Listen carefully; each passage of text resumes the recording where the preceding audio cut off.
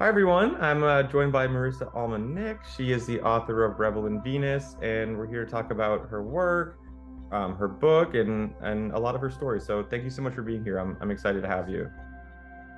Thank you so much for having me, Joe. So, Marissa, I want to just kind of start by allowing readers to get to know about your book. Let's take some time to talk about it. Like, how would you describe its plot and some of the most significant themes of it to potential readers? Well, the plot itself takes place between the present and the past. The present is during one night between two best friends, a girls' night in, as they say, and then in between that night or throughout that night, you're jumping into the past, Layla's past, who's the protagonist, the main character. And there's this. It's really like this. It's this story about friendship. There's this theme about friendship, the power of it, the power of vulnerability. Because the other main themes that are reoccurrent through the book is mental health and the awareness of that and the treatment of that, and as well as certain traumas that can sometimes lead to these mental health challenges. There's just yeah. So there's a lot of themes about mental health, the power of friendship, and yeah. I don't know that I answered that well, but I think so. Yeah. No, well, it does answer because, one thing I love about fiction and, one thing I love about your book is that with a story that is fictional, there's so much to learn about real life. Like there are so many important elements shared about, like you mentioned, mental health, friendship, and um, it takes readers on a very unique journey, in my opinion, where they could learn about the characters, but also learn about themselves in a way. And I'm wondering, the way you wrote it is very beautiful, and I love the book. And it is your first novel, so what inspired you to get it out there? Like, what inspired you to become a first-time author who wants to write this very pertinent novel? That's a fun story. No, I in 20 so I've traditionally been a choreographer professionally. And then I started a show called Rebel and Venus in 2018, which interestingly enough, I guess the other theme I left out is it's such a tough word to hear sometimes, but feminism and even more nuance, specifically sex positive feminism. So this big encompassing idea of the antithesis of rape culture. And in 2018, Me Too happened, and I was um, starting to allow myself to deal with my own sexual trauma. So I brought that into the studio, which is something I've always done as an artist. And so I've written shows, like the live shows that I do is dance theater with my company, but it's very abstract. Right. Writing was something I kept to myself, secretly. I think at one point I felt like I had to choose, and the world sees dancers a certain way. So I just owned that. Um, and the show itself had this through line of the conversation which found its way into the book. So it wasn't landing with the dancers, and so I brought myself into the studio, and I shared this. It was like a pretty abrasive story, and the thing about the story that I was sharing was that I didn't know how to say anything. Like I just froze. Right. And the line dancers, that was the part that like I was trying to express because of what the choreography was for the show, that they weren't, it just wasn't registering.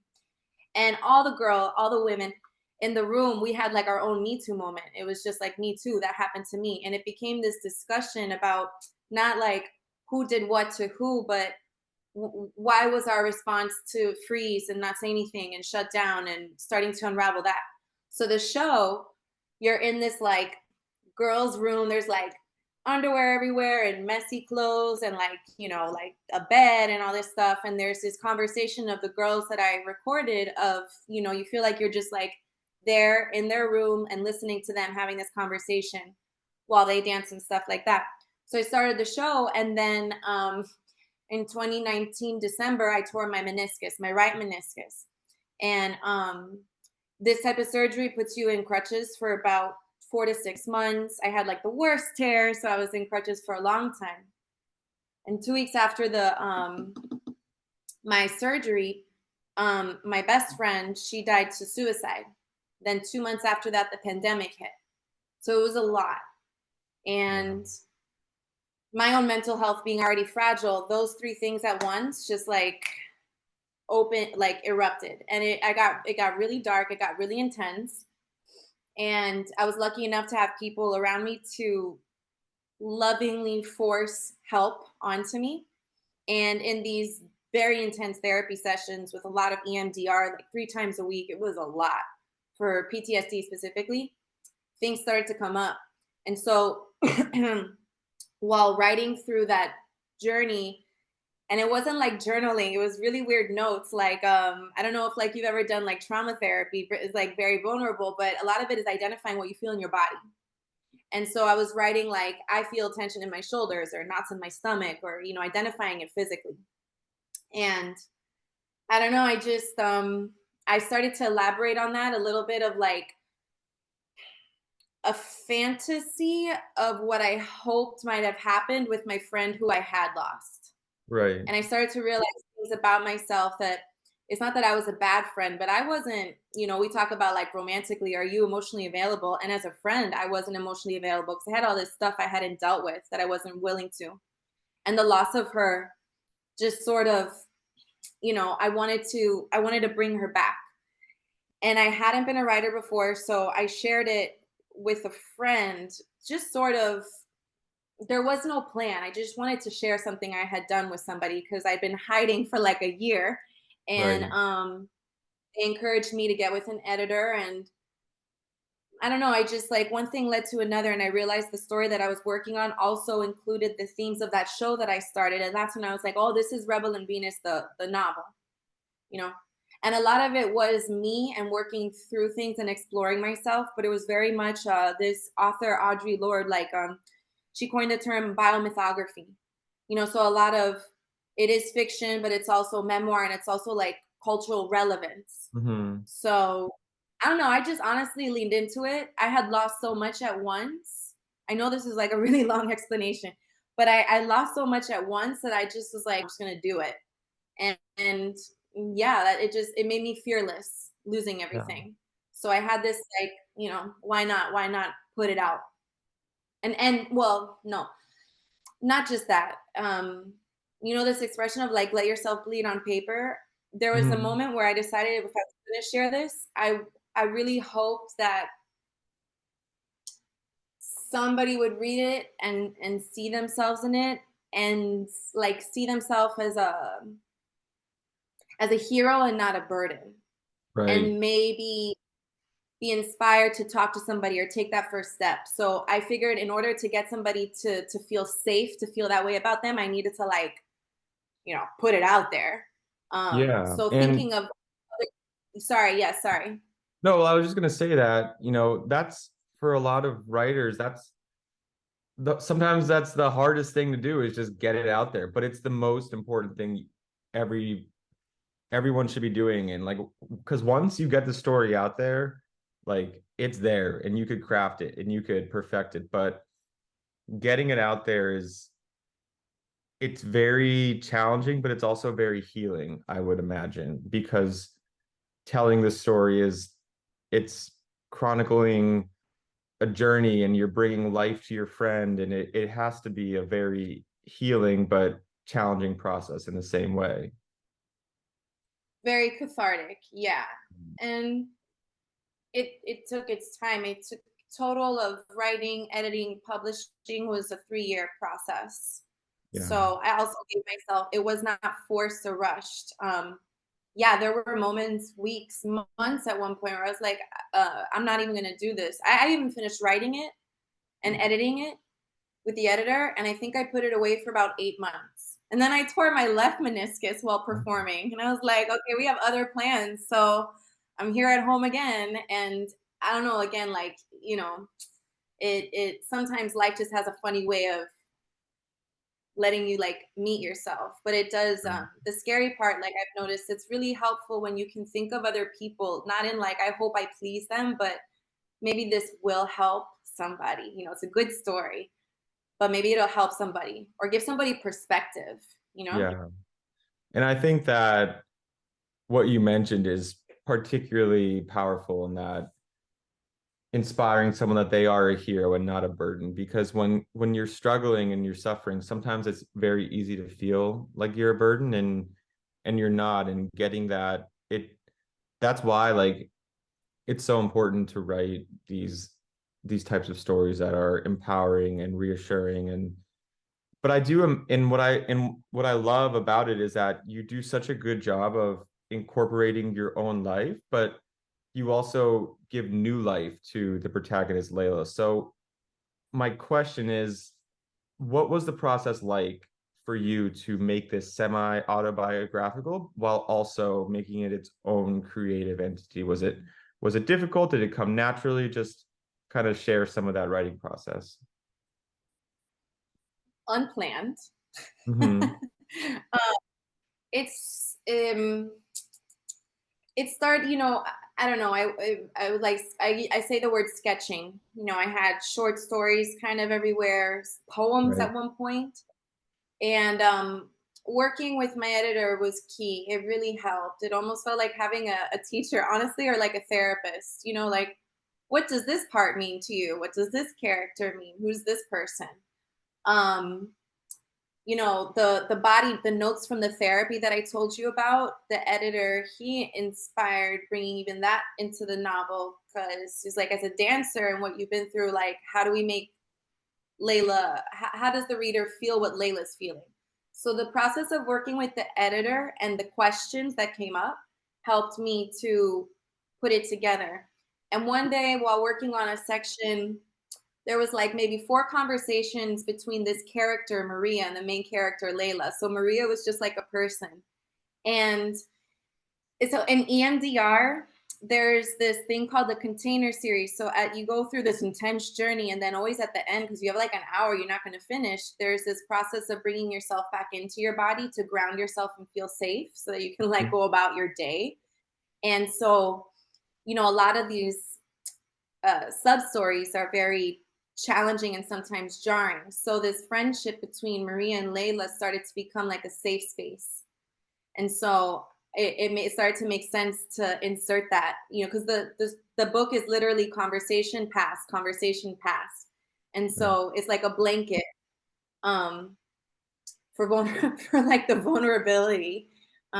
Yeah. So, and then it's just like, like letting it fall into place. And that's where it was inspired a lot by me. But as that started to happen, Layla's story was happening. So that's where the creative part came in. So I would allow what has happened to me in a very real way inspire my vulnerability, but also like Layla's story was being told. So, Right. as a storyteller, I wanted to allow that to also happen as well. Yeah, and I really think that through your storytelling, you do such a good job of inspiring and encouraging conversations. And right now, we're in a place where we're getting much better at the mental health conversation, but it still is really difficult for a lot of people. And a lot of people are on their own journeys right now of recovering and healing. And so for Yeah. you who write a book where this is so pertinent, what conversations do you hope that Rebel and Venus facilitates and inspires regarding mental health and depression and suicide? The continuation of this like cultural healing journey that I do see is like, oh gosh, it's like we're finally feeling like we can't take anymore. And I do think suicide is another pandemic that's happening in America. It's pretty Mhm. heavy how close to home that's happening.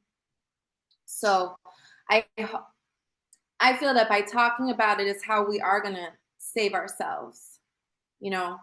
Um and that's why I hope that the book can inspire the the power and the meaning behind, again, that word vulnerability in our friendships, like beyond the Sunday brunches and the concerts and the good times that we share on social media. Like, how are we holding space for each other, and are we asking each other, are you okay, and are we making sure we also are like our cup of water is full enough to be there for our friend as well, like that reciprocity. Yeah. And that that other idea that it's not just me. I think that, oh my gosh, I think that every female that reads this book is unfortunately going to see themselves in some part of Layla, and that's a real truth. Then there's these other parts of people who do battle with significant trauma and depression. Um, I hope that somebody who hasn't experienced that can find like empathy for somebody who is experiencing that, because like, listen, 10 out of 10, it's not that far from your own home either. Yeah. So, yes, like to inspire empathy and deeper, meaningful relationships.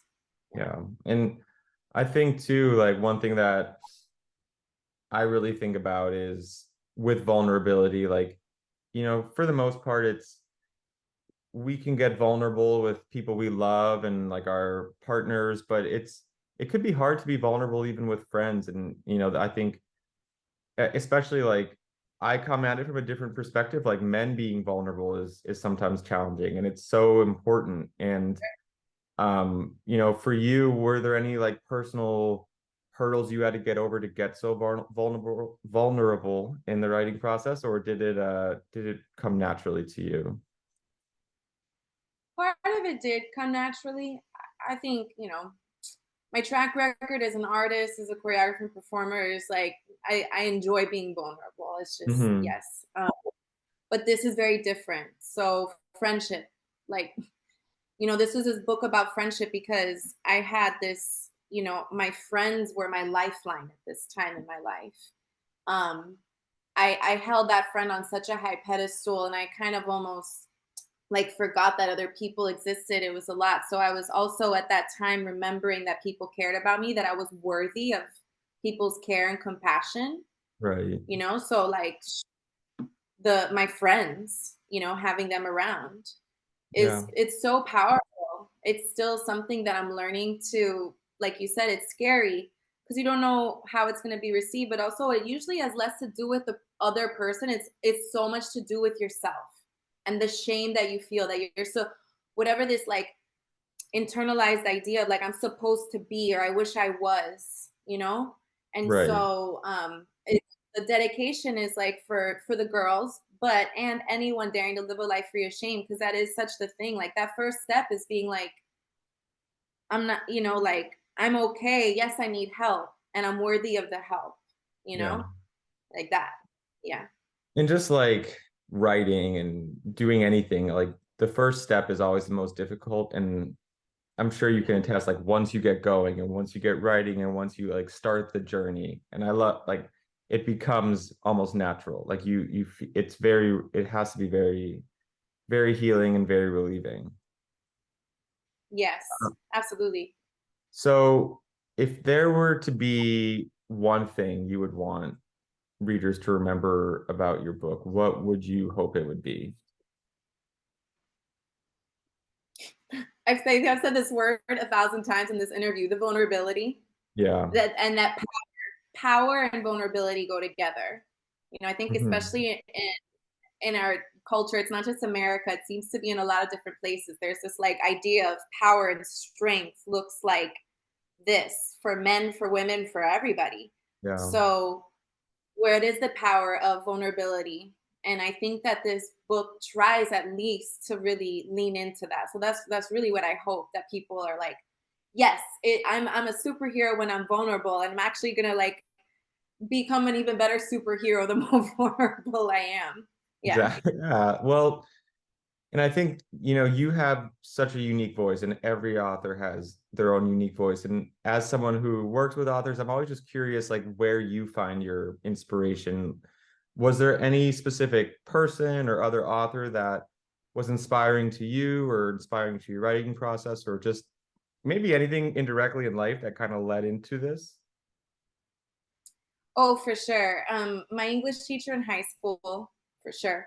Um, my I had that taste of writing in elementary school. We had to do this like learn a poem and recite it, and that was like the first time I read a Maya Angelou poem. But I didn't really understand what I was saying. But I was like, I like this. There's something about it. But in high school, my teacher, my English teacher, in a performing arts school where I was a dancer, she like she really encouraged me and was very like even outside of school very important to me in that time. So I learned from her like an outlet for writing, and I think that confidence came from that teacher. Writing style for sure is like the Audre Lorde, because I mentioned that, and I've always been such a fan of like oof, her boldness, and Hmm. I was like, if she can do it, I can do it.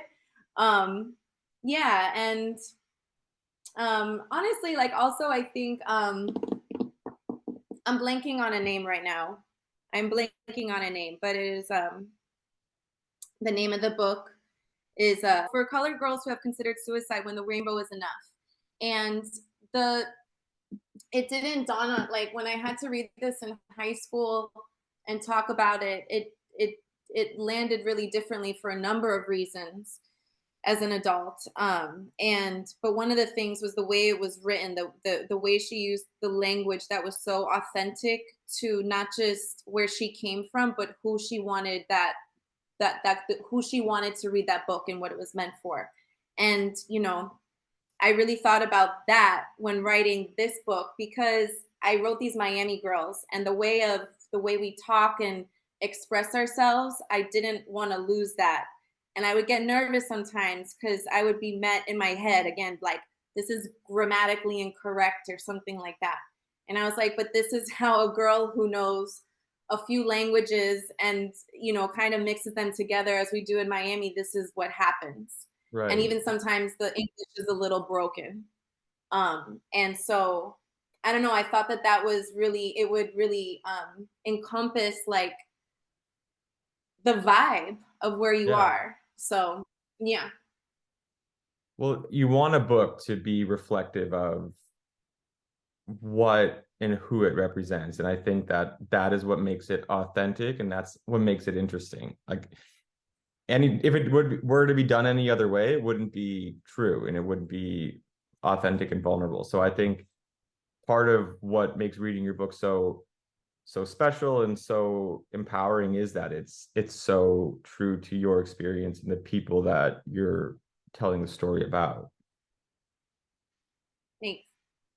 And I That's cool to do, hear. yeah, I really love your book and I really recommend it to so many people who are interested in on their own journeys and just also want to read a compelling story and might I'm wondering now, like, are you working on any other projects or any events, anything related to your current book? So just like what's in the works now for you and your followers?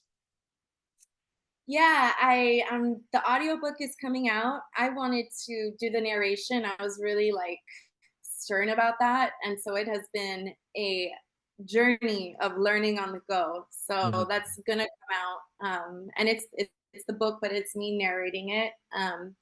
And I think I have this checklist with Rebel and Venus of it continuing to expand.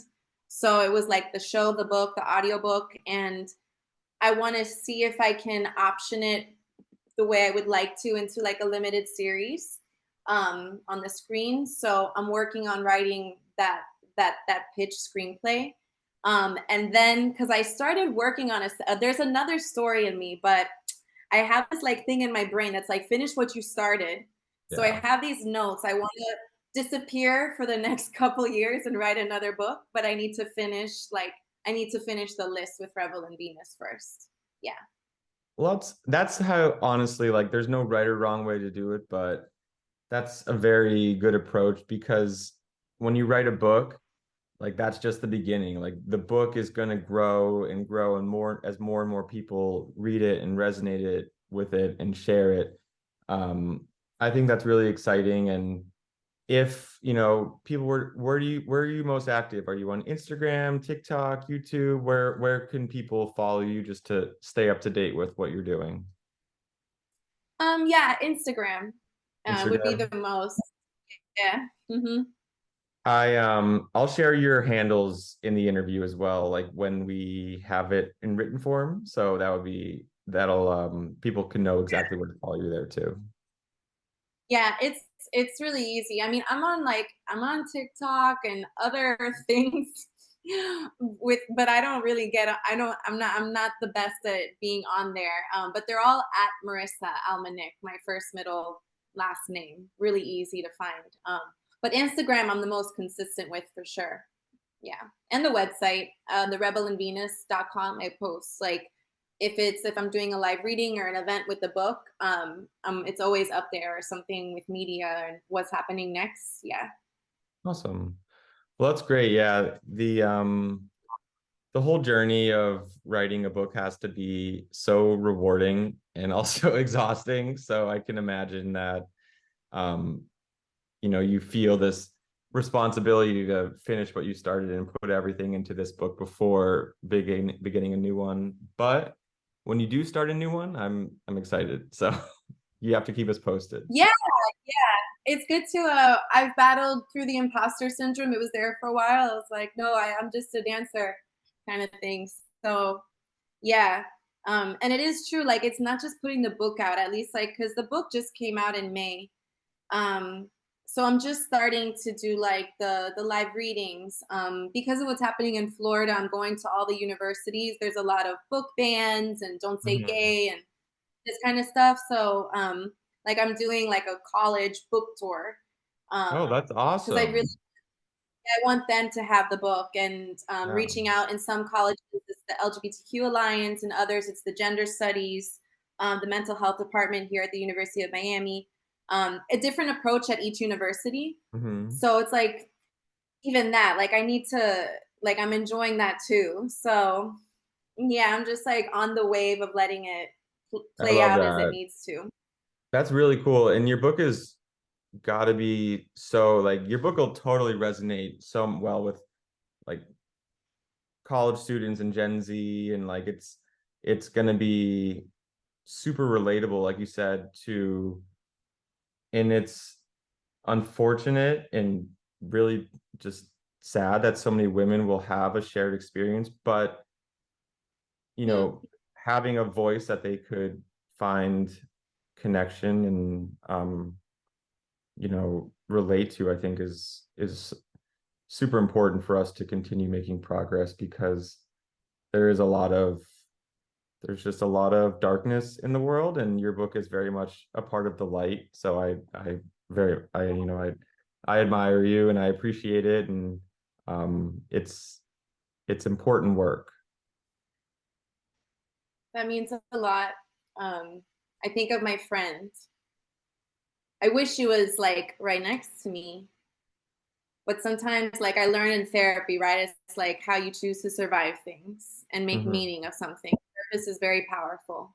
Yeah, So it's nice to hear that, because I guess that's like my whole point now, yeah, is wanting to continue to contribute as an artist to these conversations in some way, because it matters.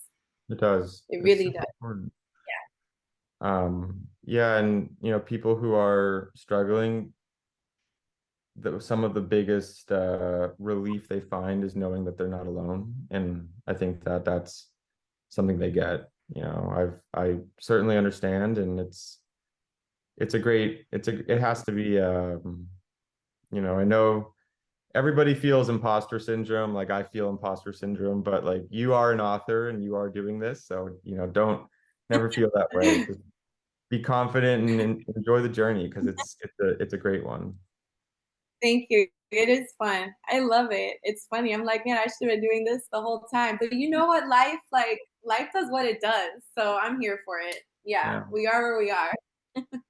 Well, so now that if you're okay with it, I have a couple just questions about publishing. There are a lot of authors out there who are curious about what the process is like. And, when you were looking to publish this novel, Yeah. what services were you most interested in? Like, what did you think, like, I need this to get my book out there? So I had the story and the editor. I got lucky that way, the friend with the editor. So I had that. Um and but I was looking to independently publish, to do a publishing partner. Um just because I didn't have the steam to, as a first time author, like I didn't have the emotional bandwidth for like more rejection. So I was like, I'm gonna follow my instinct, and that's what I started with. So I did research, and I still wanted like a book cover design, like the formatting, like those are the things I needed. The what is that? The design, you know. All Um, design. hmm Yes, and so it was funny though. Yeah, yeah. So that's what I was looking for, and that's why I ended up with BookBaby. It's funny because I would have also gone though, even though I had the editor, I would have gone with like probably a secondary editor because even in the process, I did like it wasn't a second like whole republishing, but there was still like the book was out, I'm looking at it, and there was some things that I missed that my editor missed, and I was like, oh man. So I had to go back, and it's so yes, I would have probably also gotten like another editor sort of thing too. But that's what I was looking for. And Yeah, I just mean like with the support. yeah, with editing too, it's tough because like there's so I mean it's so many things like that's why it's always good just to get like as many eyes on it as possible. You It know. is. It is. To go back is a little difficult. It's possible, but a little difficult. So, but yeah, and just this, yeah, I wanted the support too, to feel like I could be transparent and being like, I'm not sure what I'm doing for real, for real. This is my first time, and not like be taken advantage of. Right. So the research part, I really did. Like, I did a lot of research at first. Yeah. And I love like your cover is awesome. They did such a it's a very beautiful cover. How what was do you have any like feedback of working with um book baby designers to design the cover? Because it's awesome. It looks great. I will do it again. And one of my closest friends, he's a designer. I mean, everybody tells me like always everybody's what a beautiful cover. And I mean, it was easy. Like, I have a book next to my bed, and I like the design because it asks you for visual references. I just tried to be as clear as possible. I think I have a leg up on that because of being a director and producer. Like, I have learned how to articulate to the T of exactly Mhm. what it is I'm seeing in my head. So I really was as descriptive as possible. Um, I think if I remember right, it was like right off the first shot. I think the only thing that changed maybe was the font a little bit. Like they got it. I was like, it was the coolest thing. I was like, Yeah. man, that's it. Like that's her. Yeah, it was it was just beautiful. And the covering, like the hair of her mouth, like just like the symbolism, I felt so satisfied. So yeah, I would just say like again, be as clear as possible. And that's sort of like that imposter syndrome. Sometimes people are like, oh, I don't want to like say too much or be seen some type of way. But again, I have learned with directing and producing, like clarity helps everybody, especially with a design team, any artist. Like the more information you can give them, you know, Yeah, it's yeah, helpful. yeah. Well, I love it. The cover so much. it's great. And do you have any other final thoughts on your publishing experience? And I guess my last question would be if you would recommend Book Baby to other fiction authors like yourself. Absolutely, and I have. I will, continue with Book Baby. It's been seamless. I send an email, if not every day, every week, because I have questions all the time. So like that part about community, again, it's like the support, like I feel very supported. It's, everything really is there, and it's no, it's legit. I mean, this is a thing. Like we live in a scam world, so it's also, it's really nice to see that this really does exist, this kind of opportunity to self-publish at this level of professionalism and legitimateness. It's yeah, I highly recommend it for any Awesome. author of any sort of book. Yeah. I appreciate that. And you know, it's so, you're right. It is so scary to know like who is taking advantage of you, especially with you, like your something like that's your heart, like your book. Um, the last, and it happens like in publishing, and it's, I appreciate your feedback and your words, and it's great to see that stories like yours are able to come to life, and you maintain full ownership of it, remaining independent. No one could influence it. And I think that also gives it a lot of authority and a lot of power too. Yes, that feels really good. Even the audiobook, I would have done the audiobook with BookBaby, but at the time the opportunity to do my own narration wasn't available. And again, like all my emails with my person Mhm. was like also very encouraging, like understand that you want it to be you. And I was like, can I use the cover? Like, do I need to get a new cover? Like, how does that work? And like, no, you have the rights to it. It just, yeah, it feels supportive, and the content too. Like maybe it's because I'm in Florida, but one of my first emails or on the phone call, I was like, do you filter certain content because there's these places in Florida like conversion therapy or like they are publishing, but they're a very specific type of book, and I don't know. So it was just also, I know that Rebel and Venus talks about a lot. So I think from where I am too, I was a little nervous that I was going to be censored. Sorry, that's the word. So it's Yeah. nice to know that you know that that freedom also exists as well. It was supported. Yeah.